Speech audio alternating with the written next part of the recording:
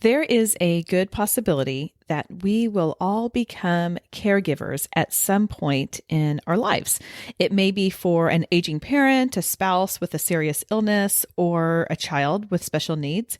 If you are not in this situation, chances are you have a friend who is. Today's episode addresses these challenges and brings you strategies to care for yourself and others while walking through the caregiver role. Stick around.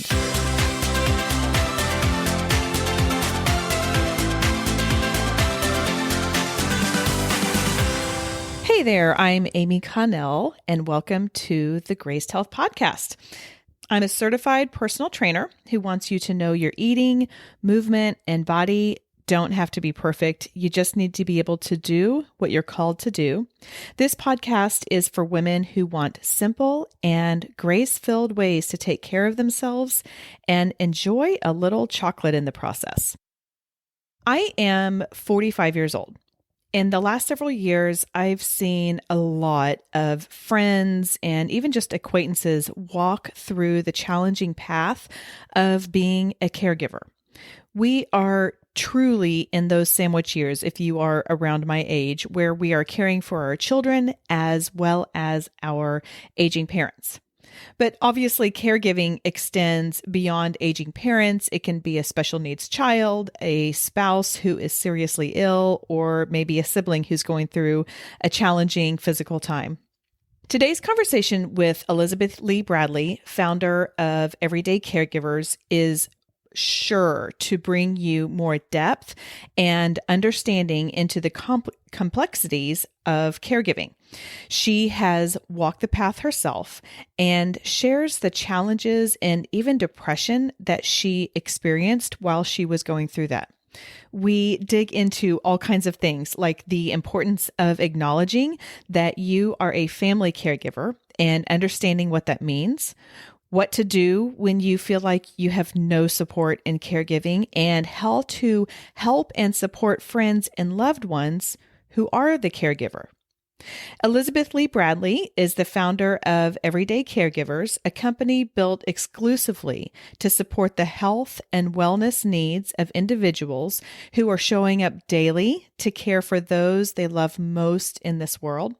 She brings over 20 years experience as a marriage and family therapist, in-home crisis counselor, college faculty member, national trainer, and family caregiver to validate the caregiving experience for every single person going through it. From assisting her own family, as well as hundreds of other families, through various mental health, substance abuse, special needs, or age-related medical crises, she truly understands the impact of family caregiving. She uses her training and experience to create tools that support the emotional, social, physical, and financial needs of everyday caregivers so they can care for those they love without sacrificing their own needs.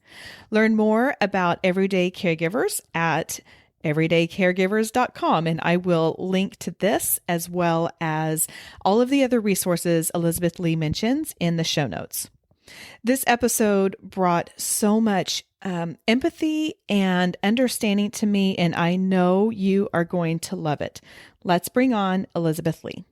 Elizabeth-Leigh, thank you so much for coming to the show. I'm so excited to bring you and everyday caregivers to the hands of my listeners, because we are now in that phase where we are increasing our caregiving, not only for our parents, but I know then there's all kinds of different avenues to go to do that. So thank you for joining me today.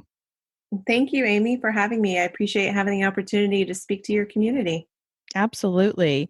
Can you tell us just a little bit? I know I introduced you to everybody before we came on, but can you tell us just a little bit about Everyday Caregivers, what it does, and then if you don't mind following that up with how it came to be? Where did the genesis of this come from? Sure. I might actually reverse the orders if you don't mind. Of course.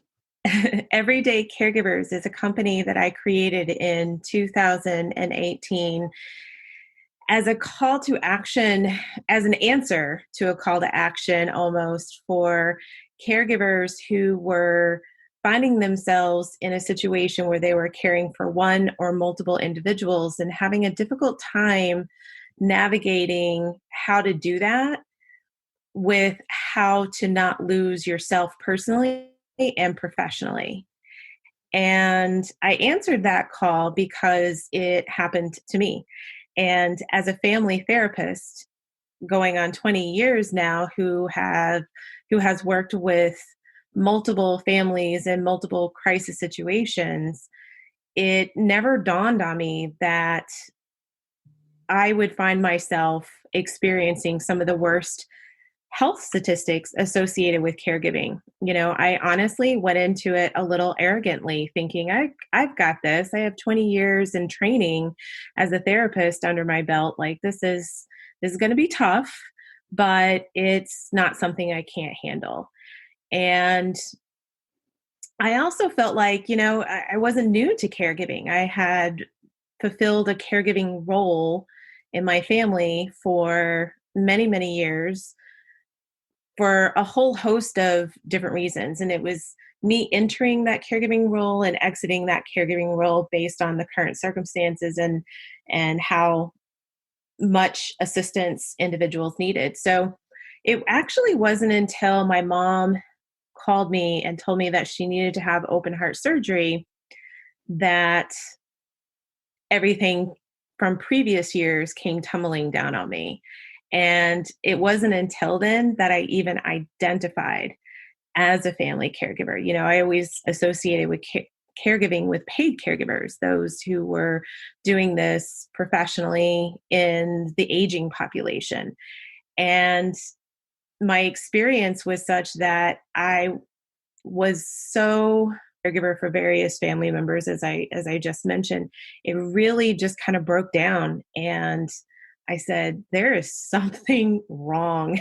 Something is going on. Like, I don't know if I'm not doing this right, or I don't understand why I can do this for other family members, but for some reason I can't do it for me. But I was experiencing symptoms consistent with depression, and unfortunately went into a major depression.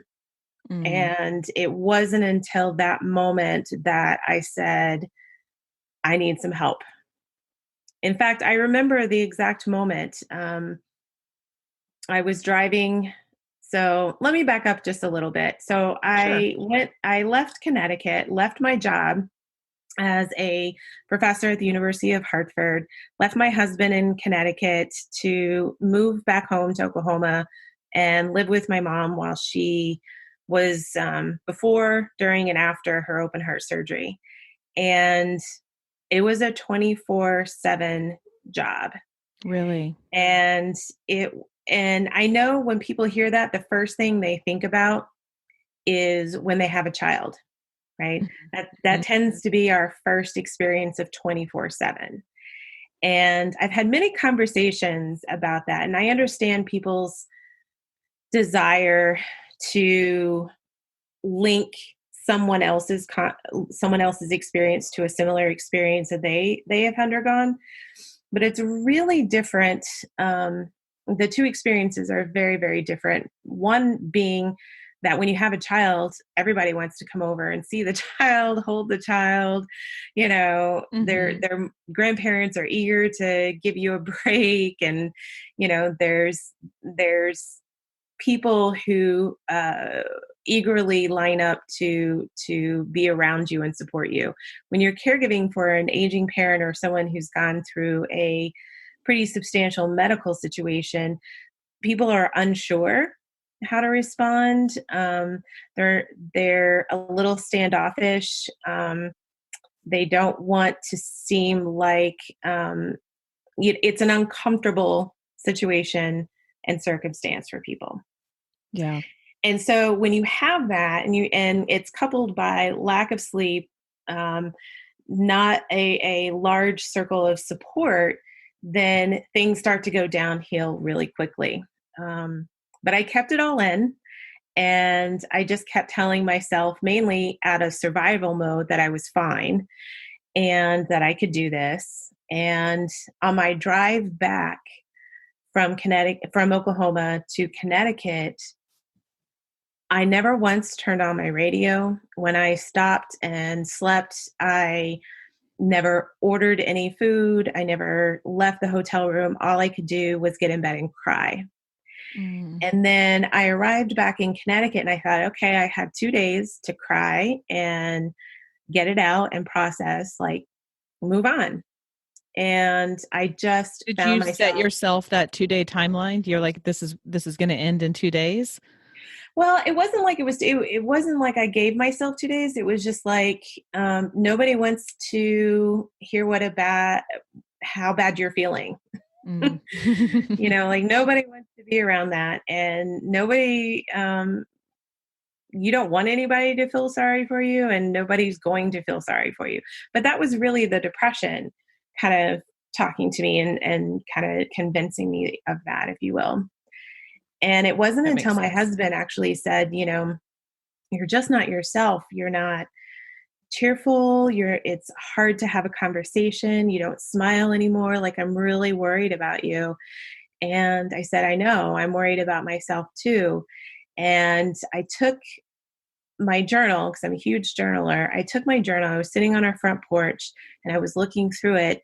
And Amy, for the first time in my life, I could not believe what I was writing about. I was talking about suicide, Mm. about ending my life and questioning my purpose and whether or not I really had, you know, significant and deep relationships with people that I thought I had. And, I was just looking at it and my jaw dropped and I was just like, oh my gosh, that is not me. Like, I love life. Like, I am a happy person.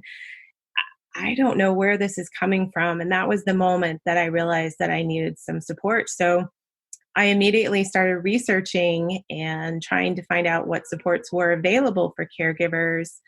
And, really beyond the blog directive to do two things: one, make sure and ask for help, and two, make sure and take care of yourself.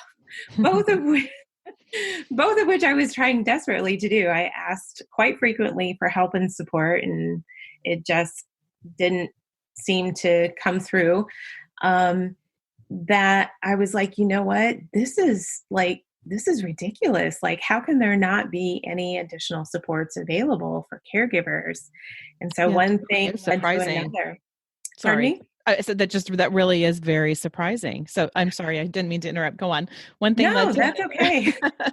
I could talk about this for days, so please interrupt anytime. So I dug deeper and I found out that upwards of 70% of caregivers have symptoms consistent with depression, and a quarter to a half of that population will develop symptoms consistent with clinical depression. And That I thought, is how outstanding. I mean, outstanding, astonishing. My words, astonishing. Yeah. astonishing. Oh, sorry for the wrong word. Yeah. It's Yeah. definitely not outstanding. It's Yeah. astonishing. I mean, Right. It's got us tongue tied, right? yeah, That's how astonishing exactly, it is. exactly. I mean, that's 70%. That's Yeah. huge. That's Yeah. huge. Yeah. Wow. And we don't even recognize it. Caregivers don't even recognize it, um, until they're in that major depression. And unfortunately, once you're in that major depression, you've exhibited symptoms regularly and consistently for over a month. And your body can only sustain that for so long. And I just thought, how can these numbers exist? How could research exist that gives us these numbers and nothing beyond a traditional brick and mortar counseling service be available to a population that doesn't always have the time or the financial availability to utilize these services? A lot of times caregivers are not in a position to leave their care recipients. In my case, my mom was housebound and she couldn't do the very basic life sustaining activities Mhm. without support and help. And so she couldn't, I mean, even just going to the bathroom, she couldn't do that by herself. And so I couldn't just leave her without some support. But it was it was difficult or uncomfortable for others to provide that support, and it was difficult and uncomfortable for my mom to let anybody else besides me, Right. nobody really wants to have their across the street neighbor that they sometimes see come over and help them go to the bathroom. Right. That's an uncomfortable position to be in, and I understood that, but I was like, there's got to be a better system in place for caregivers. And so that's ultimately, sorry, long story short, that's ultimately why I created Everyday Caregivers. And I think I love that you did. I'm in awe of what you've done. And I think too, sometimes the greatest ideas come out of our own desperation and out of what we need and what we see a need for. I mean, you can look at all kinds of products and availabilities and stuff like that that come from a need. And so I love that you saw this need and just jumped right in for sure. Um, so I'm wanting to, one of the reasons I wanted to do this and air this over during May is because it is Mental Health Awareness Month. And I feel like, I'm 45. I'm seeing more and more friends caring specifically for their aging parents, but I also have friends with kids with severe special needs. And Mm-hmm. as someone on the outside, and I may be in that point with caring for, an aging parent at some point. It's hard to know. And I can see exactly what you were talking about earlier with the difference between being a caregiver and having a newborn, because I have to imagine it's very isolating and a lot of people don't know what to do. And it's like when someone loses someone close to them and others don't know what to say. And, what I am learning is just acknowledging it is better than not saying anything at all. Mm-hmm. But I think that it probably feels very lonely in that role when you need not only physical support, but emotional support too, because no one knows what to do. So Mm-hmm. how can caregivers who are in this season that maybe they were expecting and maybe they weren't expecting, how can they care for their own mental health, catch the symptoms, before they were over a month old, when they probably don't even feel like there's enough time to care for the people who they're helping out? I mean, there's just not enough time in the day so often. I mean, what kind of guidance would you give those who are like listening to this podcast in between dropping off their kids at soccer practice and going to see their parent in a nursing home? Mm-hmm. For sure. So, the number one thing that I tell individuals is just like we do with any kind of diagnosis, whether it's a diagnosis of a special needs or a medical diagnosis or an Alzheimer's diagnosis, acknowledging what is in front of us is the biggest first step that we can take and can lead to such an easier path. And so to acknowledge that you are a family caregiver, right? Mm-hmm. Whether you're caring for a child with special needs, whether you have a child, spouse, sibling who has a mental health or substance abuse diagnosis, a child, spouse, friend, whomever, who has a medical diagnosis, or an aging parent who is dealing with different cognitive or age related diagnoses. The best thing that you can do for yourself in that moment is to acknowledge that you are a family caregiver and start understanding what that means.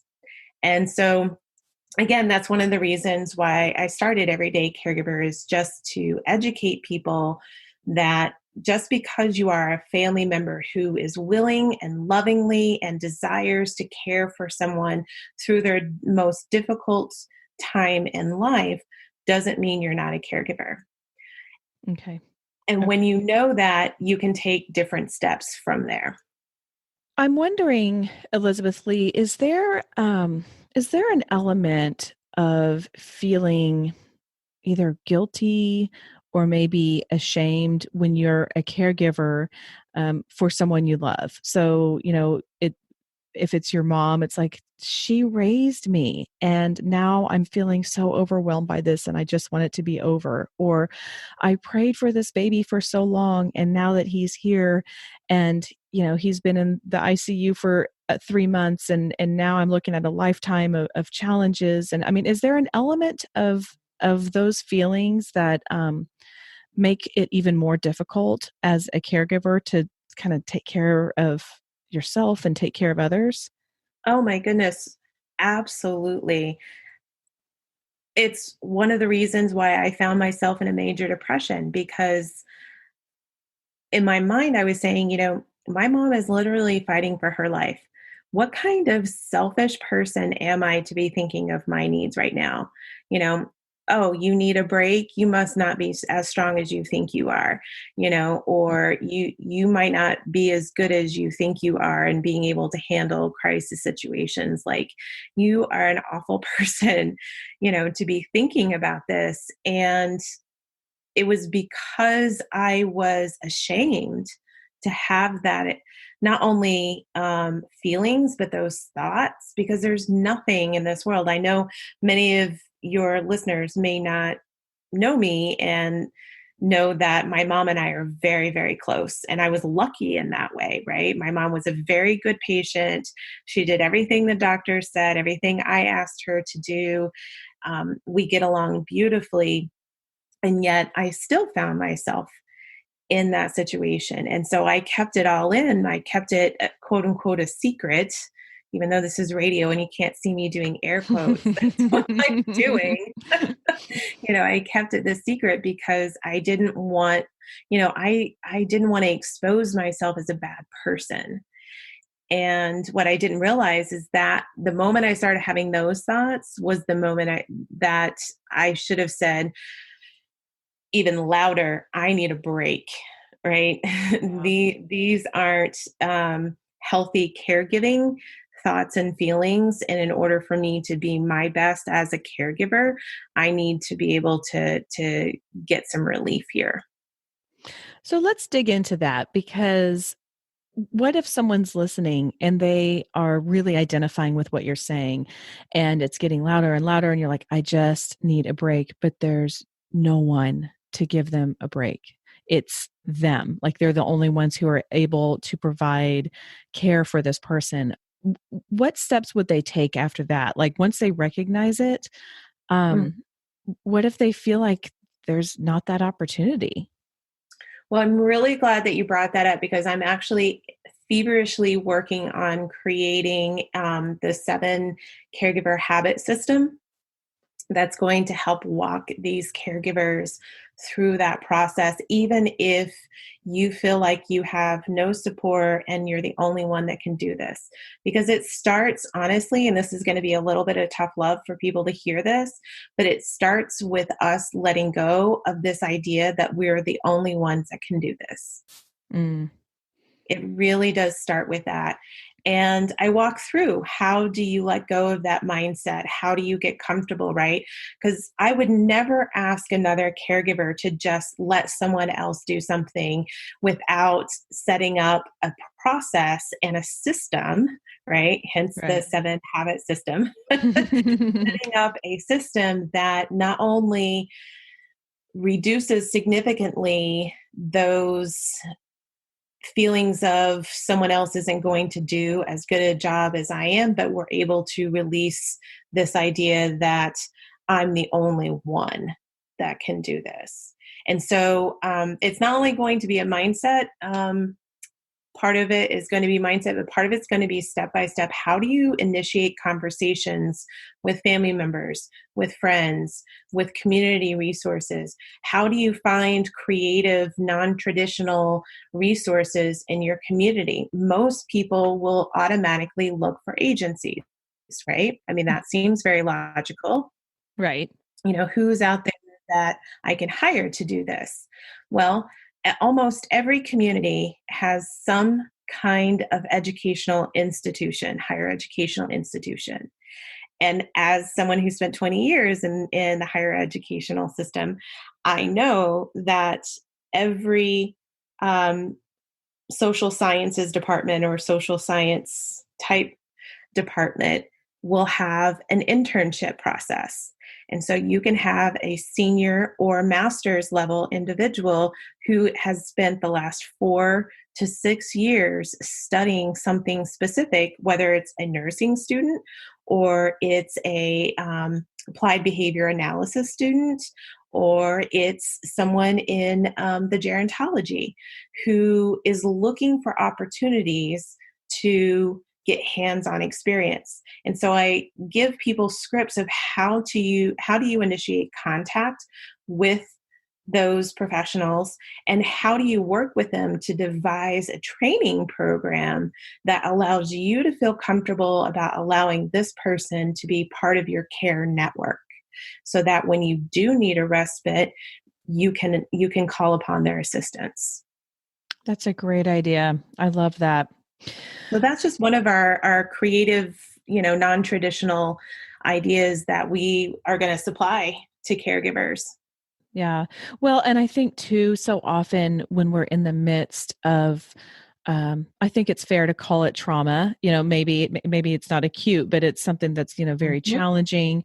Um, we don't think clearly, and everything is not. The neurons are not connecting the way that they normally would because they're tired and they're overstressed. And I'm not a neuropsychologist, so I really can't speak beyond that, but but I do know that when I'm stressed out over something, I don't think as well, and so I can only imagine how hard it must be to connect the dots. So I love that you are creating something that provides the dots and provides the steps very clearly and succinctly, so that way someone can just follow that in order to get relief.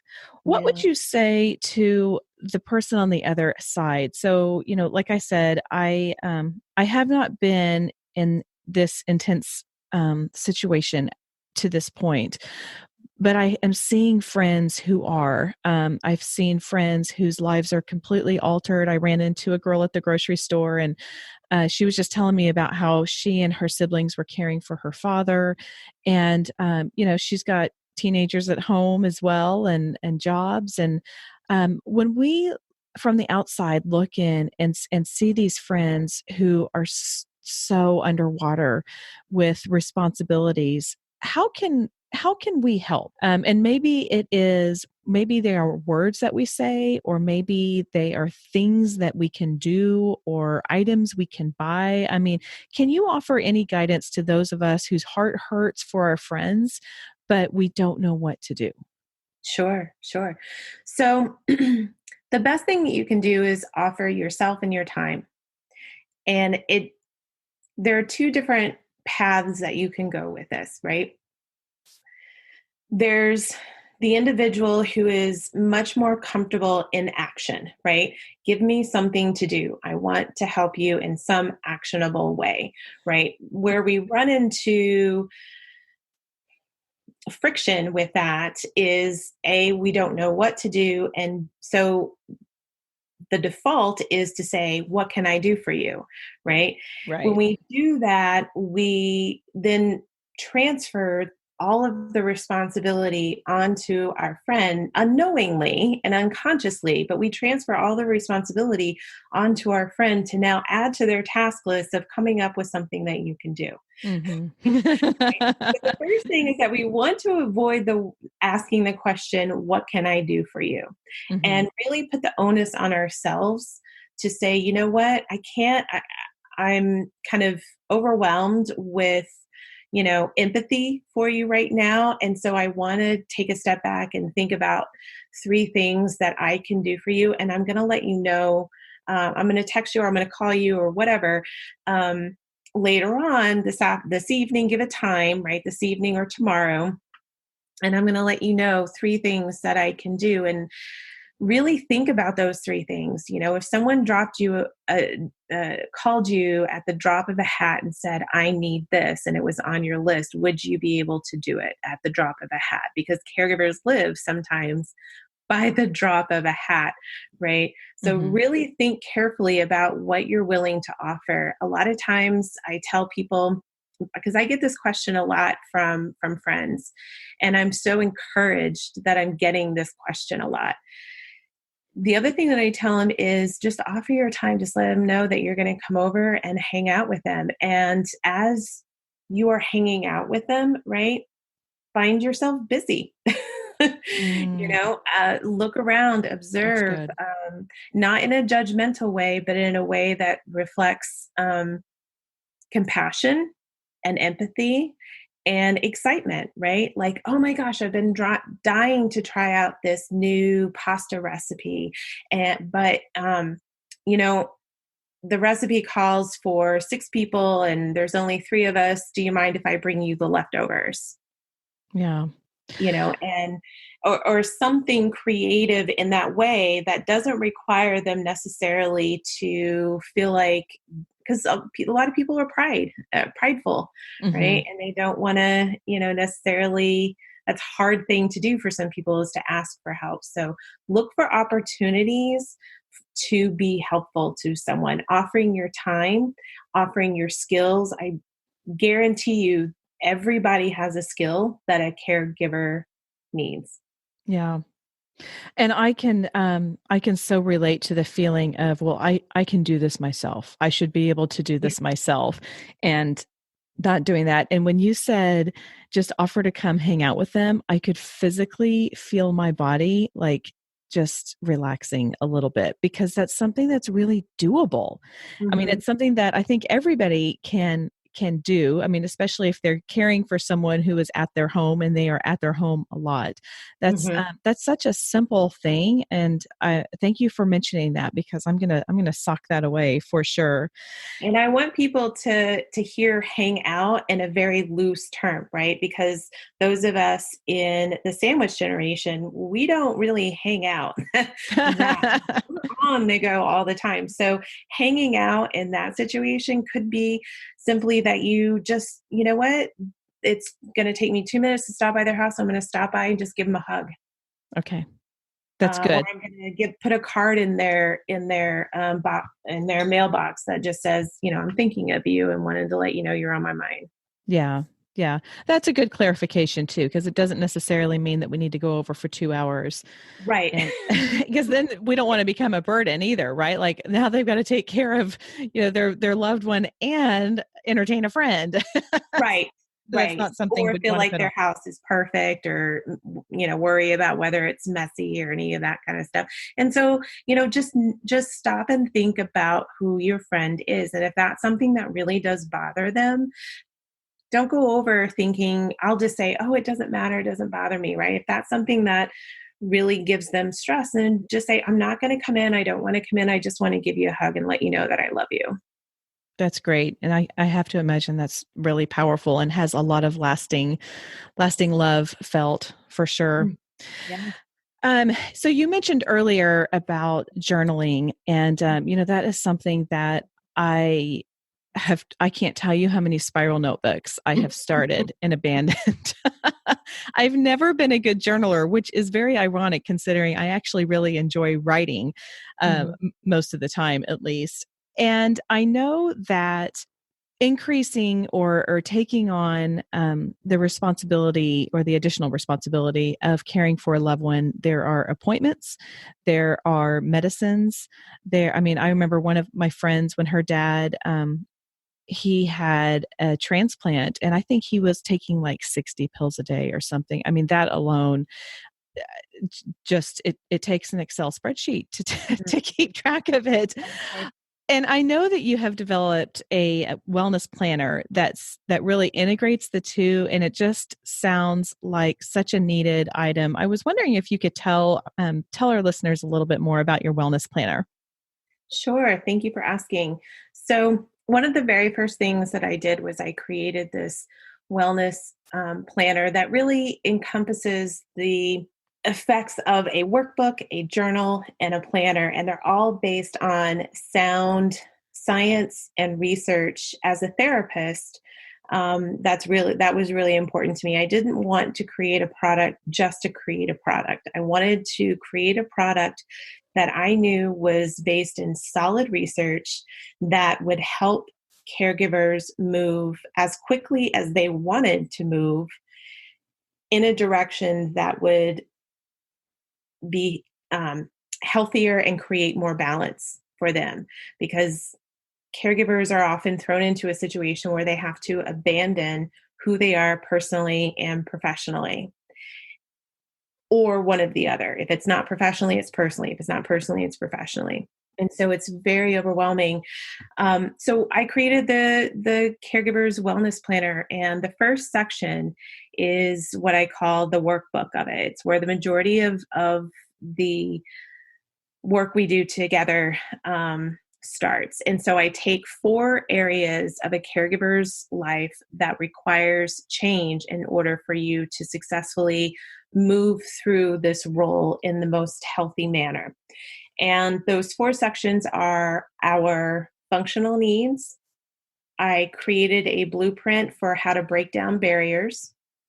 I created a blueprint for creating a support system. How do you do that? Mm-hmm. And then the 4th one is identifying balanced care priorities. But I do a different spin on it. And instead of just creating a list of things that you like to do, I help you understand how to create a list of things that make you feel purposeful, brings more joy and health into your life on a regular basis based on time increments.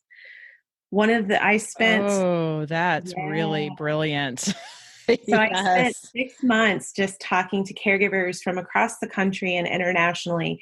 And one of the things I repetitively heard from other caregivers was, I never get to do this anymore. Whatever. And this was a variety of different things. And inevitably during our conversations, I found myself working with them or talking with them. My therapist hat came on. My therapist hat came on, and I was like, this is a problem that we can work through. And inevitably we realized that no matter what activity we were talking about, there are modifications we can make that allow us to engage in some way with that activity with the time that we have available to do that. Okay. And initially, it was like, we're still grieving for our once ability to do it in its completion. But once we get over and we repetitively engage in that modified activity, we found the caregivers were reporting that they were able to receive the same kind of pleasure from the modified activity as the full activity. And then we worked in ways on a much less frequency, but we worked in opportunities for them to engage in the full activity, a non-modified version of that activity that just heightened that pleasure and that purpose that they felt in doing it. And it really, they started talking about how it made them feel like they were giving up a little less of themselves. I can only imagine how much, how filling that must feel to people. I mean, I know there have been times in my life that I'm like, I just wish I could do this. And so having that guidance and that just kind of someone walking you through. I mean, I know you're not physically there walking them through, but saying, well, okay, well, what do we do? And in my language, it's, well, I can't work out for 30 minutes, but maybe I can get 10 minutes in and still feel really good. Right. Yeah. And acknowledging in the beginning that you're still grieving for the fact that you want to do it, that's a great example. And if you don't mind, I'll expand on that just a Of little bit. course. Yeah. Prior to my full-time caregiving, if you will, I was doing triathlons, and I was training pretty heavily. I was working myself up to a full triathlon. I was just at the point where I was doing sprint triathlons, and I was so super proud of that. It was something that was like, I was in great physical shape. And then as my full-time caregiving took over my life, it's something that I had to let go because I was so used to for years dedicating 2, 3 hours at a time to that training. Mm-hmm. And when I didn't have that 2 or 3 hours at a time to do that, I didn't know how to make the adjustments that would allow me to keep moving forward. But looking back, I realized I was just angry and grieving for the fact that that my life was being taken over by something else that wasn't producing the same kind of satisfaction, if you will, or high, if you Sure. will. Oh, yeah. Yeah. Yeah. Yeah. And so as a result, I ended up gaining like 80 pounds. Yeah. Ouch. And Yeah. yeah, talk about really doing damage to myself. You know, Mm-hmm. so now I'm finding myself much more happy with this is what I can do now. Right. And so I'm going to start here. I spent a year just being really angry with the fact that I was in such good physical shape before my caregiving that it was really just grief. I was grieving for my once life. And so understanding how I can get back to that with where I am in my caregiving journey and in my personal life, it's going to take me a lot longer, but I'm going to get back there because I'm moving forward in a time increment that fits my current lifestyle. Yeah. And, unfortunately, you you had a really big beast that you were working with a triathlon. I used to do those as well, and I had to step back from them because they took too much time to train for. I mean, it's one thing about, well, I'm going to cut down this run from Right. 6 miles to 3, but now you're cutting down a run and a swim and a bike, and it's so yeah, I can imagine how you just feel like a lot of that was stolen from you, and that particular mode of athleticism is especially hard to pare down when you're still trying to meet your goals. So Yeah. I completely I completely understand where you're coming from with that.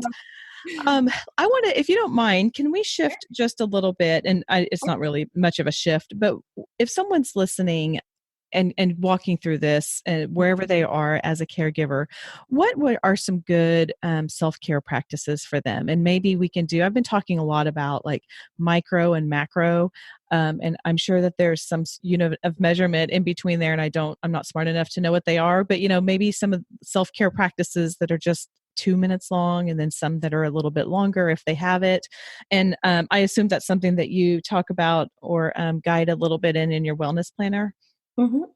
Um, I don't identify any specific self care activities per se because I really want the caregiver to identify their own self care practices. That makes sense. I give them guidance on, what are things in your life that bring you joy, that make you breathe a little bit easier, that make you feel purposeful. So I give them prompts and cues of things to think about, but I really don't want to be too prescriptive. Now, in the program that I'm developing, if someone's looking for a little bit more structure and guidance, I do specifically go over those science and research based self care practices that are known to help people move forward and through a potential depression. And then, I'm sure most people have heard about or are familiar with mindfulness. Hmm. And mindfulness is one of the things that I recommend the most, only because you can really tailor it to the time and the level that you're comfortable with. And I actually just wrote what I think it's a pretty funny blog, but I share my initial experience with mindfulness, and I talk about how when we hear mindfulness, we think of somebody, sitting and chanting and meditating for, hours. And while is definitely an aspect, meditation is the most common form of mindfulness. And when you're at the expert level and have studied it for years, you can find yourself easily engaged in an hour long meditation session. I was not that person. Nor am I, I my was friend. not, right?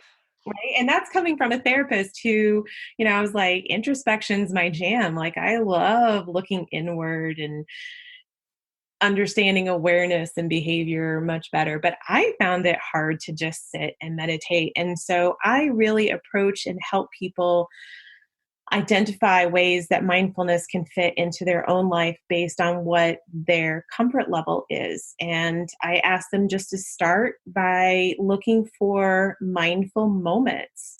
So, is there a moment that you can pause? And I tell people that if you're having difficulty with the stimuli around you, one of the quickest ways to quiet your inside is by closing your eyes. When you close your eyes, you reduce so much stimuli that activate your brain that it's easier for it to shut down. And so if you're in a place where you're feeling a little overwhelmed and it's safe, right? Not when you're driving, but when it's safe, go ahead and close your eyes and just focus on your breathing. And people are like, what do you mean? That's kind of weird. Like, I'll be uncomfortable with that. I said, well, ask yourself, am I breathing fast? Am I holding my breath, right? Because when we breathe fast or when we hold our breath, then we're actually requiring our internal organs and brain to work even more so because of our withhold or an excess of, of energy. And so if they can get themselves to a place where they have a regular and consistent breathing pattern, then they will be able to relax their body a little bit more. And so if there's one thing that I would help you or tell people in our conversation, it would be to look for those mindful moments, look for an opportunity to reduce your stimuli and focus in on your breathing. And if you are finding it difficult with breathing, remember to take deep breaths in through your nose and hold for 2 or 3 seconds, and then breathe out through your mouth for 2 or 3 seconds. And you will, after you do that about 3 or 4 times, you will find that your anxiety is significantly reduced. I want to do that now, but I won't do it. Right? I'll do it when we're done. I love that.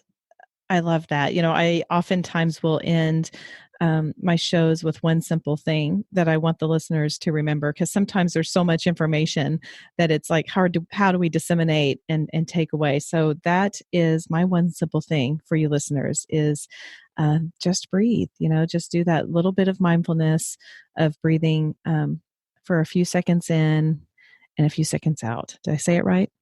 You absolutely did. Okay. All right. Elizabeth-Leigh, I just want to thank you for your time today. I am so glad that we were able to get together and to talk about this. I think it is a grossly understood and underappreciated role that people are walking through. And so I'm thankful that you were vulnerable enough that to recognize that you had a challenge and others are probably as well. And just listening to that little tug to start Everyday Caregivers, because I know it's serving so many people. If people are wanting to get a hold of you, if they're wanting to look a little bit more into the wellness planner or any of the other resources Everyday Caregivers have, can you tell us where to find you? I'll put all the links in the show notes. And also, can we link to that blog post on meditation? Because I think that would be fun for everyone, including me, to read. I'm sure I can relate to it. Yes, I talk about the fight I had with my inanimate object, aka my meditation pillow. The stare off contest we had. So sure, I'd be happy to give you those links. If anybody is interested in exploring a little bit more about Everyday Caregivers, they can certainly go to our webpage, which is everydaycaregivers.com. There is a contact link on that website, and you can certainly use that to reach out to me, especially. Great. All right. We will do that then. Well, thank you again. I really appreciate it. And listeners, make sure you go check out Everyday Caregivers. I know they have Elizabeth-Leigh has put together so many great resources, and you never know, like you never know if you're going to need it. And we probably all will at some point. So stay on top of it. Prepare yourself. Okay. Thank you so much again, and we will talk soon.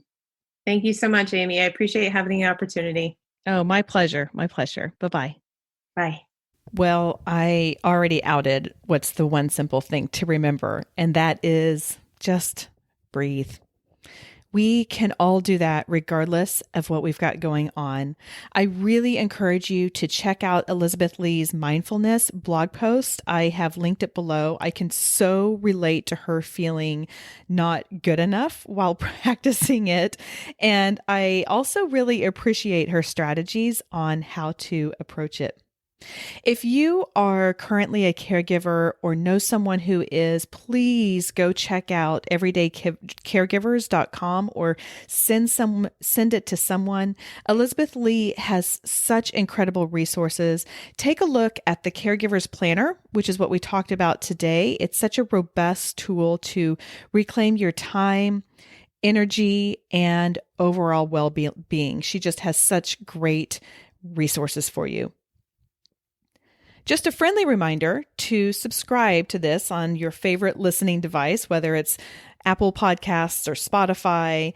I'm taking a bit of a break this summer, and while I will continue to release new episodes every week, I won't be making show notes to email out, so you will not get reminders in your email or in your inbox like you normally do if you have told me to send you the reminders. I will still be on the Graced Health Podcast Facebook group, though. So head over there and join. It's free. We have a lot of fun participating. We've been doing a lot of very doable challenges each week, and we just kind of try and further the conversation of the podcast.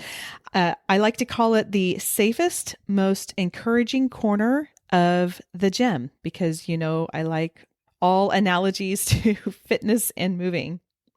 Okay, that is it for today. Go out there and have a great day.